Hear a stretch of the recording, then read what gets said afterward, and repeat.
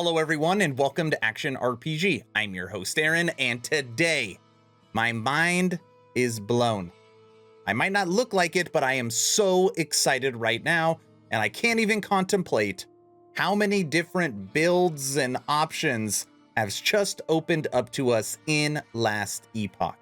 Yes, today, the sneaky little devil, Mike, the senior developer from 11th Hour Games who holds the dev streams on Friday, has officially dropped on us Legendary Dev Blog. We now know pretty much everything about legendaries and the Eternity Cache. And everything I normally do at the beginning that is out, we're just gonna jump right into this. I'm just kidding. Please hit that red subscribe button if you think I deserve it. Okay, right now we are on the official Last Epoch website under Developer Blog. I probably read this 4 times today, so I feel like I could just kind of go through it and tell you exactly how the system works. All right. Legendary potential. This is what is new coming to unique items, and this is how you are going to make a legendary, okay? All your old uniques, unfortunately, will not have legendary potential on them. This is only uniques that drop after 084. And you have a chance of getting 0, just a regular unique, a unique with 1, 2, 3, or 4 legendary potential, okay? And as you can see on the screen right now, this is a Nightbringer with 2, it's an Omni with 1. All right, you with me so far? That is where we're at. Uniques after 084 will drop with anywhere from 0 to 4 legendary potential. And the idea of this new system is to give low-level uniques, or all the uniques in the game that have been deemed worthless, bring back into the frame. So now you'll see on here, like the hammer that I have probably found without exaggeration 500 of, like this has 4 legendary potential, which is the highest, which is very rare. And then like the scavenger has 3.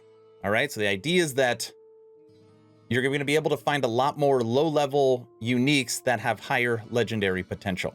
Okay. But you could still get high legendary potential on rare uniques. It's just going to be harder. All right. Got it so far. As we go down, how does it actually work?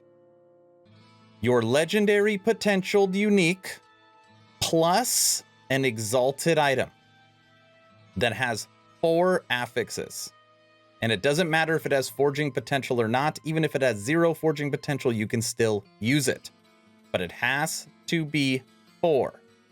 When you put these 2 items into the Eternity Cache, it is going to make a legendary item.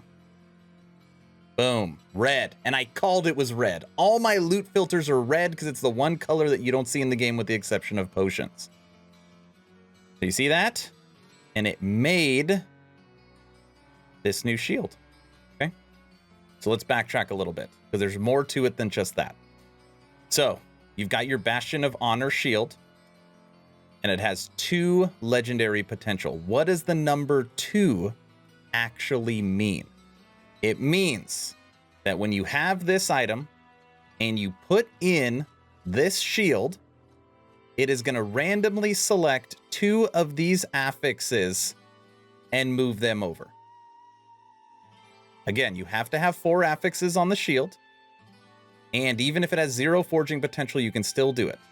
And it's going to randomly select 2 affixes and move them over. Now, if this Bastion of Honor had 4 legendary potential, that means all 4 affixes would move over. Obviously, if it had 3, that means 3 would move over. If it had 1, only 1 would move over. And that's what you see here. When they put the 2 and the shield in, I think the ones that drop or that come over is life. What is it? Yeah, health and melee damage. It's right here.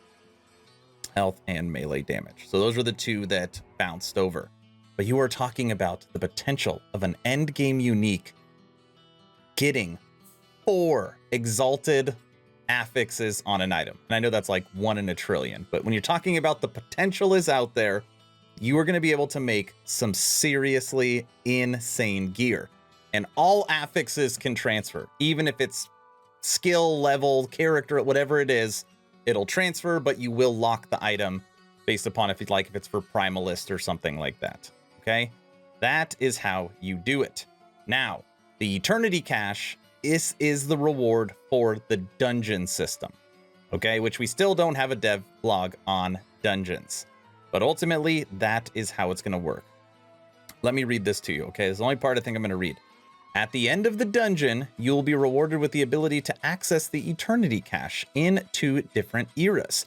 You place your 2 items into the cache in the past, and when you return to it in the future, you will be greeted with your new legendary item.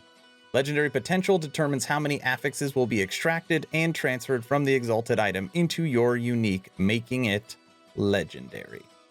That is how it works. And it's all items. So literally, if you only made a singular character, by the time you got through full endgame, you would not have any sets, you wouldn't have any uniques, you wouldn't have any rares, you would have legendary items. That's the way it's going to go. And obviously, you know, talking to the leaders at 11th Hour Games, to get true endgame loot, it is going to take a lot. You got to find a good unique that you would use with high legendary potential, plus the exalt with the affixes you want, right? So it will take a lot of farming, but even if you get 1 or 2 of those affixes over, it is still absolutely huge, and you can double affixes. Because that was my first thought, is like, there's no way they're going to allow, you know, percent to life or hybrid health or something like that on there twice. No, right here, the freaking example they give us. Health plus to 78, and then down here it has health plus to 41. So you can just duplicate affixes as well. Unbelievable.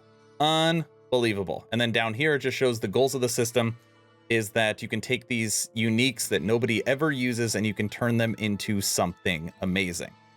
Added necrotic damage, like for the Hammer of Lorient, like it added, look, increased melee, increased critical strike multiplier. Now I will say though, is that look at the level requirements for these items though.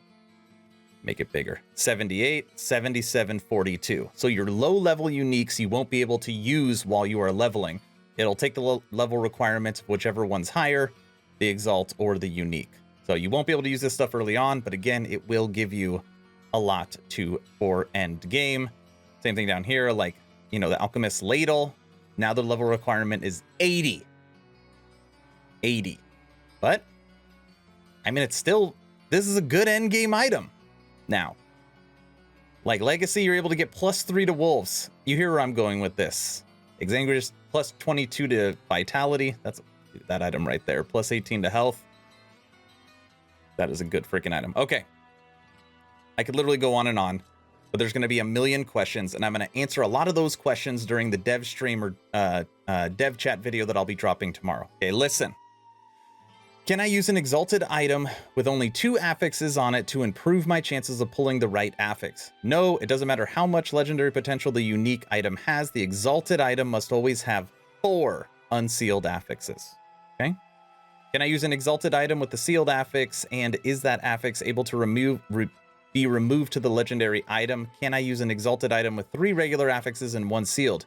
You may use an exalted item with the sealed affix. The Eternity Cache ignores the sealed affix. The exalted item must always have exactly 4 unsealed affixes, regardless if it has a sealed affix or not. Sealed affixes are what are coming with the new crafting system. Do tiers of mods on the exalted item weight which mods get transferred to the legendary item? No. Each affix has the same chance to be chosen. Get them all up as high as you can before you use it.